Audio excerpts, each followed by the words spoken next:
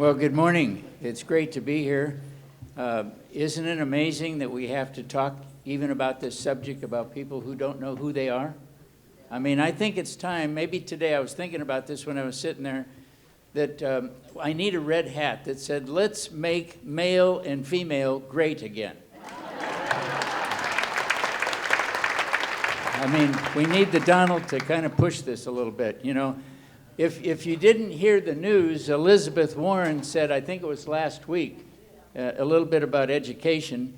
I mean, shocking. Elizabeth Warren said if she becomes president, what she's going to do is get a 9-year-old transgender kid to tell her who should be in charge of the education system of our nation. There we go.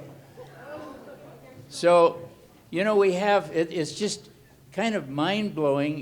You know, I'm standing here before you. I'm one of the nut jobs that did this whole thing and lived 8 years claiming to be a woman. So, you know, I can tell you cannot, no man can become a woman. In fact, I think it's an insult for a man to claim to be a woman. And it's just insane, and a woman can't become a man. Now, can they look like one? Yeah, I did that. A lot of surgery, a lot of money. You can do that. But are you one? No. And so, you know, I started this journey out that I'm going to share with you briefly today in 1944. 75 years ago. I'm 79 years old. I should know better. But so in 1944, what happened to me is happening to kids today. That's why what my talk is about is relevant. I was at my grandmother's house being babysat by her, and she's a seamstress, and she decided to make me a purple chiffon dress and put me in that dress because I showed some interest. And so she had that beautiful purple chiffon full-length dress, put me in that dress, told me how cute I was, affirmed how cute I was, how wonderful I was. You know, the problem with that is that you cannot put a boy in a dress and affirm him without, at the very same moment, telling that child, there's something wrong with you. You see, I wasn't the scruffy little kid boy in the cowboy boots and the tore-up jeans at that point. She saw something else. And anytime an adult, my opinion, and if yours is different, I'll do like David Limbaugh says, you're wrong. You know, my opinion is it's child abuse. It's emotional child abuse. It's psychological child abuse. And it leads to sexual abuse. And I'll demonstrate how that works. When she put me in that purple dress, she told me this is our little secret. Nobody knew. My parents didn't know. So I had that purple dress when my parents would drop me off at Grandma's house. That purple dress went on. So for 2 years, this routine went on. And my parents went fishing and hunting a lot. So I was there probably every other weekend. So what happened 2 years later was I took the purple dress home because, you know what? I got somewhat addicted to the affirmation that Grandma was giving me, telling me how cute I was. The only way I could get that affirmation was to be in that purple dress. The only way that I felt that I could be loved was to be in that purple dress. That's why it's abuse. Why couldn't I be loved as a scruffy little kid? That transformed my life from that moment on. So when I took the dress home because I wanted those feelings again, I put it in the bottom drawer in my bedroom, and my mom found it. And she said, where'd the dress come from? I told her, well, Grandma made it. Well, all hell broke loose at that point because it was a secret, right? My dad and my mom started fighting, and I realized at that point this was my fault because I spilled the beans. I didn't keep the secret. So I had some shame around the fact that I had gotten Grandma in trouble. The purple dress was still an issue, but my dad now was totally troubled by the fact that I'd been wearing that dress. You can imagine. He was an industrial goods salesman. He was a part-time police officer. Again, this is in the 40s during the war. And so he began to exercise heavy discipline on me to try to, sort of like a blacksmith would do to shape iron. He was going to beat the fire out of me with a hardwood floor plank until I became a man. And so I understood, today at least, what he was going through. There's no internet, there's nobody talking, there's no name. In the 40s, there was no gender dysphoria, transgenderism. It was just a kid in a dress. And so here I was, getting the hardwood floor plank, my dad not knowing what to do, and certainly I didn't at 7 or 8 years old. But his adopted brother, stepbrother, decided because they heard that I was wearing a purple dress that I was fair game to be sexually molested. And so he began that series of sexually molesting me off in the woods behind the house. And he'd been drinking when he did that. So now, before I'm 10 years old, I've been put in a purple dress, hit with a hardwood floor plank, and sexually molested. So, you know, I got to tell you, a 9-year-old kid doesn't really know quite what to do with that. And the idea at that point that I knew what gender I was or what I should be is insane. I was hurting, I was troubled, and I was confused. But I internalized it all. And I went on through school and kept these feelings inside, but I always had this sort of a radio playing in my head about the purple dress. And it went on every day. It never went away, the feelings that I should have been a female. But I had no way to put a name to it as to what it was. In the 50s, Christine Jorgensen, who was a Marine, was on the headlines, and it said transgender or transsexual. I forget which they had. I said, well, that must be me. So then I had this word that I identified with. That must be me. And so I went down that path of thinking that's who I am. I wasn't ever homosexual. I didn't have same-sex attraction. I had a gender identity issue because I'd been hit with a hardwood floor plank, put in a purple dress, and sexually abused. But I wasn't homosexual. I was just confused. And so I got married, had 2 children. I went to school and studied and became an associate design engineer in the Apollo space missions. I was still struggling. I became an executive for American Honda Motor Company. I was still struggling. I had pretty good income. I went and saw a gender specialist. We've heard those stories. Go to the clinic, go to the specialist. I went to the specialist. He actually was the guy who wrote the original Harry Benjamin International Standards of Care that morphed into WPATH today. He was my therapist. Told me I needed hormone therapy and gender reassignment surgery. Now, there's no opposition voice, and this is why I scream and yell and write and get on TV and do all I do. I want people to hear another voice. I wished I'd have been able to access one. That was all I knew. That's what I had to do to cure this. So I took hormones for 2 years, had surgery in 1983, became Laura Jensen, lost my executive job, became homeless, alcoholic, drug addict, lost my wife, family, kids. My daughter didn't speak to me for 8 years. And I crawled my way back. And eventually went into Alcoholics Anonymous and began to work through a church that I'd gone to. And the first church I went to as Laura, because I was still living the life, I lived it for 8 years, I went to a church as Laura Jensen and signed into that church that morning because they had the little guest register, put my address and everything down. And listened to the message.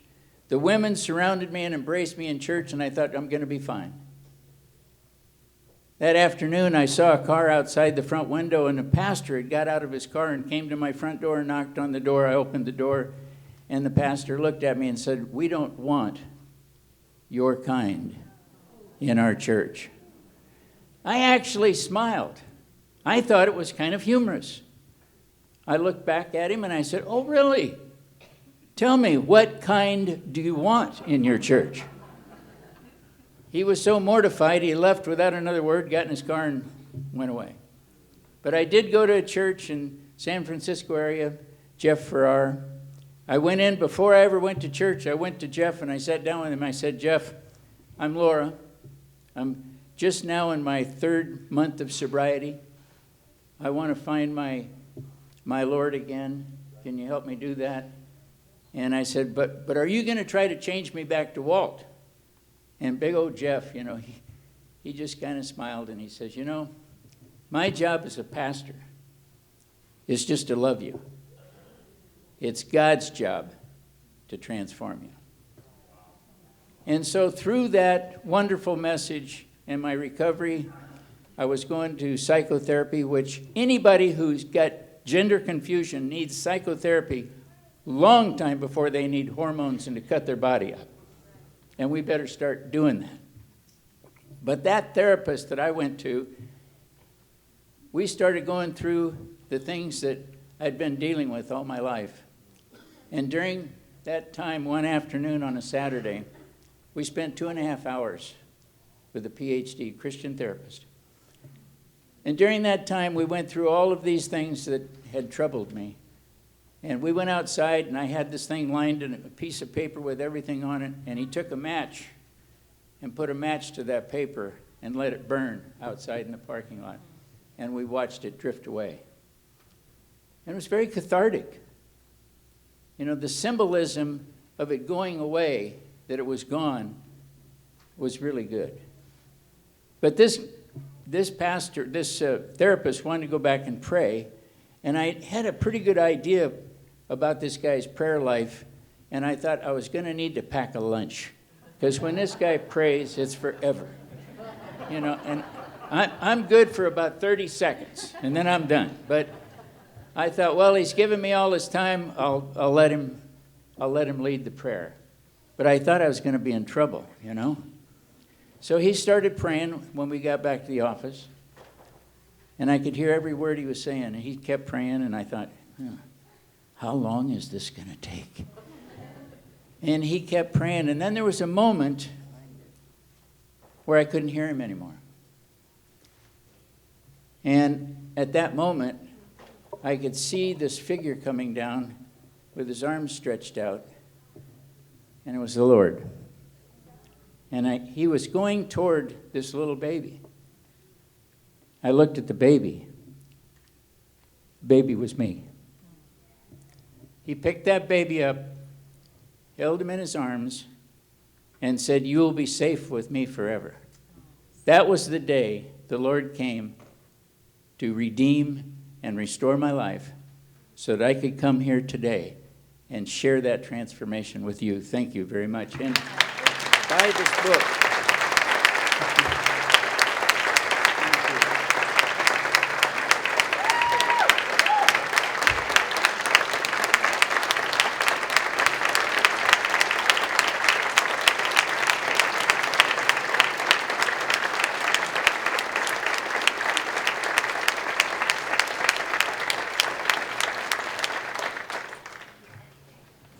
And yet what state legislatures are trying to do today is pass laws that will prevent the kind of counseling that Walt Heyer had. Our next speaker is Erin Brewer, who also has a story of her gender dysphoria, not quite as dramatic as Walt's, but certainly just as compelling. So please, Erin is from Salt Lake City. She has her bachelor's from Hampshire College.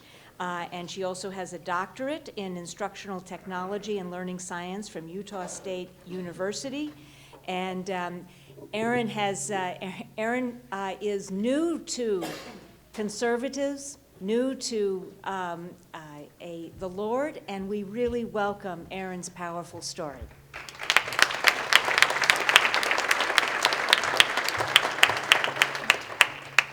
I just want to say how happy I am to be talking before you, not just because you're wonderful people, but also because I don't have to spend my whole time explaining that because I have short hair, I'm still a woman, or that because I'm wearing pink and have some jewelry on, that I'm not gender fluid. You all know that I'm a woman, and that no matter what I do to present externally, it doesn't change my biology. Unfortunately, the left doesn't know that anymore. So I wanted to explain briefly how I got involved with this. As Ann said, up until recently, I was a hardcore Democrat. I donated to Equality Utah, which is the LGBT organization in Salt Lake City that pushes a lot of the LGBT agenda. And one day I got a letter from them in the mail, and it talked about conversion therapy ban. And at first I was reading it and thought, all right, that sounds great. And then as I read it, my heart broke as I realized that this ban was going to prevent the exact therapy that helped me resolve my trans identity when I was in elementary school. So I contacted the director of Equality Utah, and I tried to explain to him my story, and he would not listen. So thank you for listening. First of all, I wanted to talk about there are lots of different causes for trans identity. There is a connection between autism. There's a connection between trauma. A lot of times, a trans identity is a child's way of coping with an unpleasant experience or trauma. For me, it was a sexual assault that occurred between kindergarten and first grade. According to the transgender activists, if a child is persistent, insistent, and consistent that they are the opposite gender, they are transgender. So according to their definition, I was a transgender child. So much so that my school psychologist was called in to consult. My first grade teacher was incredibly concerned because here was this little girl who was saying she was a boy, who was wanting to be called Timothy, who was wanting to go into the boys' bathroom, who was wanting to play with the boys, who was incredibly self-destructive and violent. So the school psychologist worked with me and met with my parents and my teacher and came up with a small plan as to how to help me. And this small plan was very simple, and let me read it to you. She suggested that my parents reinforce positive ideas of being a woman, expose me to strong and talented women, put me in a social group because I was having a hard time communicating, discourage me, not prohibit, but discourage me from wearing my brother's clothes and encouraging me to grow my hair out, which worked for a while. And there's a story behind that. These are very simple recommendations that my school psychologist made, and now they are against regulations in Utah. They are illegal in many states, and if trans activists have their way, they will be illegal across the nation. So Walt Heyer is the generation before me, and he was encouraged to medically transition thanks to Harry Benjamin. I'm the next generation, and I got help. I got help resolving my trans identity. I was not told, you are born in the wrong body. I was not told, you can be called Timothy. I was not told, it's appropriate for you to go to the boys' bathroom. I was told, oh, honey, we need to help you learn to love your body. We need to help you to learn to love yourself. What a different message. So now kids are told that their self-hatred that they have for their body is appropriate, and that's criminal, that's abuse. So today, a child who, if I were a child today, that school psychologist would have to affirm my name change, would have to affirm my access to cross-gender or to cross-sex facilities. In Utah, this is conservative Utah. In other places, it's even more absurd than this. I would be encouraged probably to bind my breasts as I started puberty, if I even got a chance to start puberty, because I would probably be put on puberty blockers, which would prevent me from developing into a woman and force me into stopping all development. And then at a later date, they would put me on cross-gender hormones, which would cause my female body to develop sex characteristics of the opposite sex. It would not change my DNA. It would not make me a boy. It would just change how I looked. After that, they would probably encourage me to have my breast amputated as young as 13 years old. This is what's happening to children. So we have the difference between a therapist who is able to help me resolve my gender dysphoria, to help me understand that the trans identity I adopted was a coping mechanism, to help me address the trauma of my sexual assaults. Now children who develop a trans identity as a result of a sexual assault will not get help processing that assault. Instead, they are being told that it's appropriate for them to hate their bodies. This is not okay, and we need to stand up for it. We need to stand up for these children because this is abuse. I just want to read.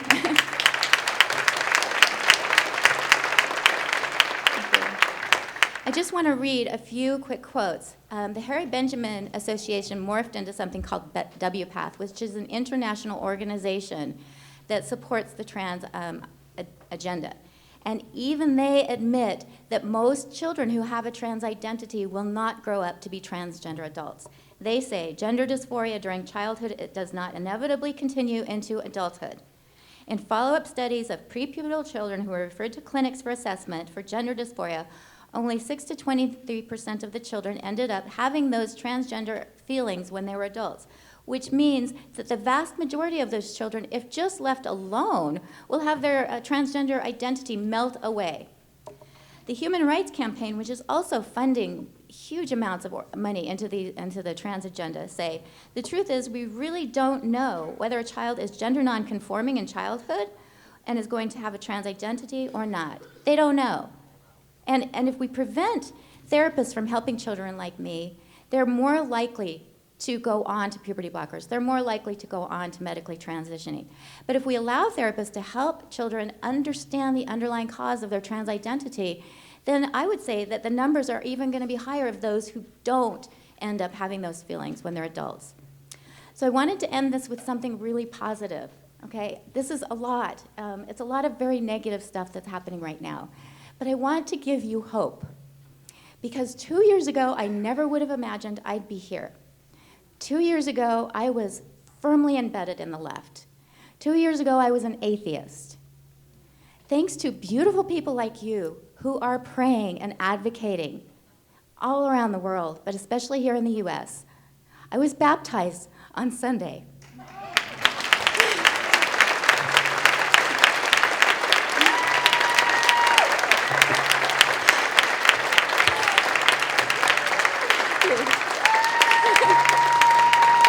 So there is hope. There is so much hope. There are miracles. And I have asked God to work through me so that I can spread this message. And I just ask that all of you open up to God and ask Him to work through you. Because we can change the world. We can protect our children. We can make this world a better place. Thank you so much for being here.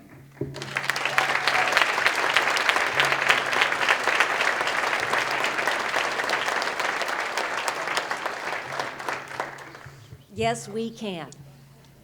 Our next speaker on this subject is Lynn Meager, who comes to us from Washington State. She works as an advocate for parents of rapid onset gender dysphoria kids and a spokesperson for the Kelsey Coalition.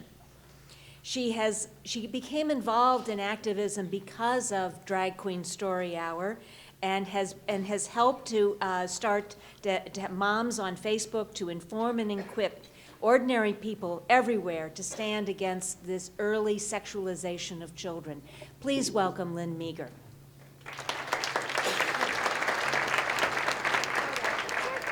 I know. Erin and Walt are a very, very hard act to follow. Good morning. My name is Lynn Meager, and I work with the Kelsey Coalition. We're a group of parents who are working together to stop the medical harm of children and young people. So I had a dream, and maybe most of you can identify. I held my babies, and I read to them, and I fed them healthy food most of the time. And I invested in their education. And I cheered them on, and I prayed for them, and I worried about them. I'm sorry. And I loved them with all my heart. And I dreamed that they would grow up to be happy and healthy and reach their full potential and impact this world for good. And I never dreamed that 2 of my 3 children would grow up to experience radical, life-altering surgeries and powerful cross-sex hormones. And I never dreamed that they would be sterilized and that I would never have grandchildren.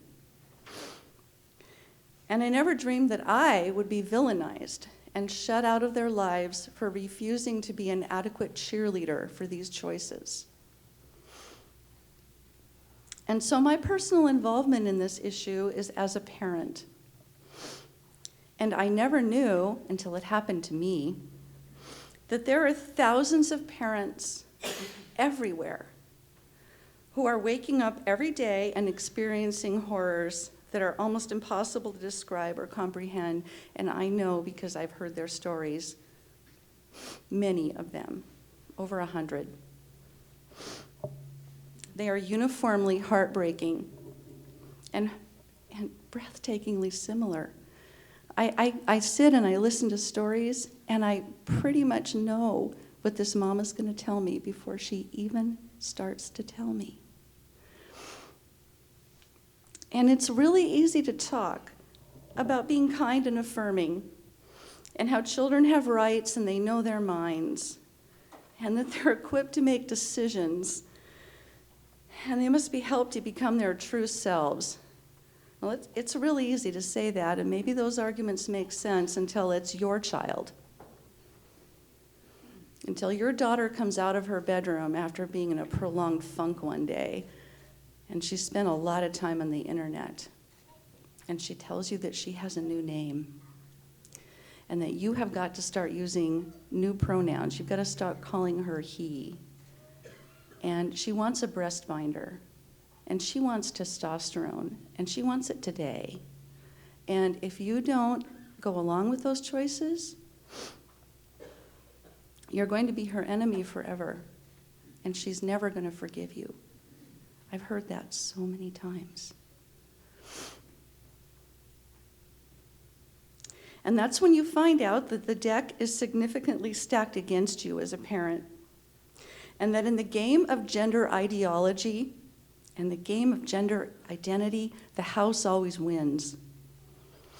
And that's when you find out that doctors and mental health professionals and teachers, and yes, even friends and family, even your church, they will tell you to forget about your daughter and celebrate your new son. They will tell you that. And that's the day you look for support, and you can't find any. Just try Googling it. I dare you. And that's the day that you think that you have just lost your mind, and that you're the only person on the planet who is concerned that these extreme and permanent therapies could harm your child.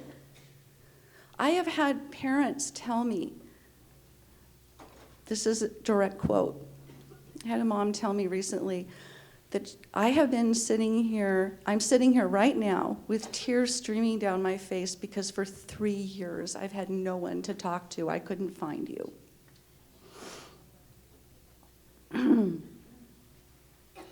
So the public is grossly misinformed on the facts of this issue. What I would like you all to understand, and to help your friends and families and everyone you possibly can reach to understand, is that medical and social transition of children and young people today in this country is a fraud. We are currently in the midst of an unregulated experiment against children, with no controls, no restrictions, and no accountability. The press refuses to address this issue in a factual manner. They are leaving the general public confused and misinformed, and it's not an accident. Activists funded by billionaires form coalitions and powerful lobbying groups, persuading organizations like the American Academy of Pediatrics, the American Psychological Association, the Endocrine Society, just to name a few, to adopt unscientific and unstudied standards written by a group of activists called WPATH. And to make matters even worse, no one's even required to follow these flimsy recommendations. There's no age restrictions, for example, on the minimum age that children can be given wrong sex hormones. And there's no penalty for kids that are harmed, because doctors hide behind informed consent forms. They say they told you the risks, and you accepted them. Right now, in Los Angeles, there's a doctor named Joanna Olson Kennedy, and midway through her NIH-funded study, she just unilaterally decided to lower the age for giving cross-sex hormones to children from 12 to 8. She is giving wrong sex hormones to 8-year-old children. And when I tell people this, they shake their head and they say, no, that can't be. That can't be. Prove it to me. And I'm telling you, the proof is there. It's true. And we don't want to believe it because it's impossible to even comprehend. So how can a child who is not old enough to get a driver's license or who is still playing with Legos possibly comprehend the significance of these choices? How can an 8-year-old possibly comprehend or consent, give informed consent to being sterilized for life? That's absolutely impossible. These questions and concerns deserve to be taken seriously, and yet they are brushed off, and anyone who raises them is called a transphobe and a bigot and a crazy person. I know, because I have been called all those things. So the Kelsey Coalition is working to empower parents and concerned individuals just such as yourselves. And we believe that the movement to keep our young people safe from these dangerous interventions should be a victim-led movement. So this is not a conservative movement. This is not an ideological movement. This is a movement about people, all sorts of people, who have been and currently are being harmed. The Kelsey Coalition is all about action, and we need your help to protect children from serious harm. When I look around this room at all of your faces, I am absolutely certain that there are at least several of you who are dealing with this in your own family. You have children or grandchildren or your best friend's children, someone really important in your life who is being harmed by the gender industry, and you don't know what to do. Well, you can join the Kelsey Coalition. We're an activist grassroots organization, and membership is open to all who share our concerns. And then this is the next thing you can do, and I cannot possibly stress to you how much we need this. We need your story. We need your personal testimony of how you and your child and your family were harmed by this industry. We need it badly. We need it in every state. We're collecting and collating and using stories from parents and family members and young people who regret these treatments. And the first-person testimonials are essential to show that harms are real and not theoretical. Submissions can use pseudonyms. We do not reveal your information. We will protect your privacy. We will authenticate your story before we use it for advocacy projects, but we will never, ever compromise your privacy and your security. So let us know if you're interested in submitting your story, and we will provide you with details and instructions on how to proceed. The first Do No Harm project is it's a project to inform healthcare providers on the safety concerns and efficacy of medically treating children who struggle with gender identity. And this is a simple letter writing campaign. If you go to our website, we provide the letter and supporting documentation and handouts and everything you could possibly need to get your doctor informed. Doctors are busy, and they are just given the protocols that they're told are right, and they don't really understand the issue. We have a gender litigation project. We're petitioning the U.S. Surgeon General, and we're working to ban the real conversion therapy, which is the medical and surgical conversion of children's bodies on the basis of gender identity. We're calling for an investigation into the unethical NIH study funded by the U.S. government, paid for by you and me. In 2015, the National Institute of Health awarded a $5.7 million grant to 4 pediatric clinics for a 5-year longitudinal study. So we're almost done. And that's the study in which Joanna Olson Kennedy lowered the age of her clients to 8 years old. Over 200 girls have been referred for double mastectomies, and some of them have been as young as 13 and 14 years old. There's no control group. And you've no doubt heard of recent legislation being introduced in several states to stop the medical treatment of children. Please let your state legislators know that you support this legislation. Your leaders need to know that their constituents support them. They will face heavy pressure and lobbying by powerful and well-funded trans activist rights group who will do anything they can to prevent these laws from being passed. And again, this is where those stories and personal testimonies are vitally important. Above all, please pray. Please pray for our kids and for our families.